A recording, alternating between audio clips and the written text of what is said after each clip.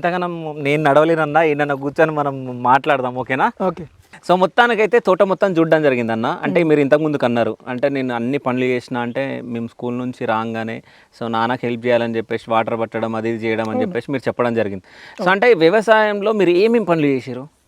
వ్యవసాయంలో ఇక మామూలు సాధారణ రైతు ఏం పని చేస్తాడో అని చేసి పాదులు తీస్తాము, దాంట్లో ఎరువు వేస్తాము, కావాల్సిన ఫర్టిలైజర్ వేస్తాము, నీళ్లు పెడతాము, తర్వాత పెస్టిసైడ్స్ కొడతాం పైనుంచి ఫ్లవరింగ్ వచ్చినాక. తర్వాత పింద నిలబడడానికి రకరకాల పురుగు మందులు ఉంటాయి కదా, అవన్నీ చేసేది మేము, నీళ్లు పెట్టేది ఎర్లీ మార్నింగ్ మా నాన్నతో పాటు పోయి. తర్వాత నేను ఫుల్ టైం వ్యవసాయం చేసిన ఒక 3 ఏళ్ళు. ఓకే, ఇక్కడే అమెరికా ఒక ముందు 3-4 ఏళ్ళు ఫుల్ టైం, అసలు ఇక్కడ నుంచి బయటకు వెళ్ళకుండా. అంటే వరి పండిస్తుండే అప్పుడు? లేదు, వరి ఎక్కడిది, మాకు నీళ్ళకి ప్రాబ్లం కదా, ఓన్లీ బత్తాయి తోట ఉంటుండే. వరి పెట్టడం ఇప్పుడు మనకి నీళ్ళు పుష్కలంగా ఉన్నాయి కాబట్టి వరి పెడుతున్నాం, పెద్ద పెద్ద బావులు ఉన్నాయి కాబట్టి.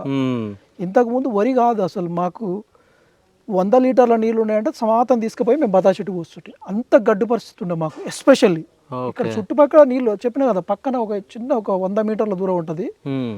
ఆడ నేను బోర్ వేస్తే ఒక 50 ఫీట్లలో full 2.5 inch water, 1.5 inch water. Okay, అట్లా ఉంటుండే.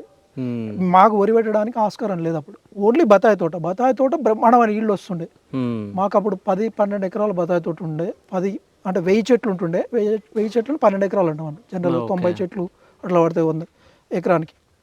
మాకు హైయెస్ట్ ఈల్డ్ అప్పుడు 99లో 9 లక్షలు అట్లా వచ్చినాయి. హైయెస్ట్ ఈల్డ్ అది. ఓకే, హైయెస్ట్ నల్గొండ ఏరియాలో అట్లా పండిస్తుంటే మా కసితోటి. అంటే మన చేత అంటే దాంట్లో పొద్దున్న లేసి అదే పని మీద ఉంటుంటాం అన్నట్టు.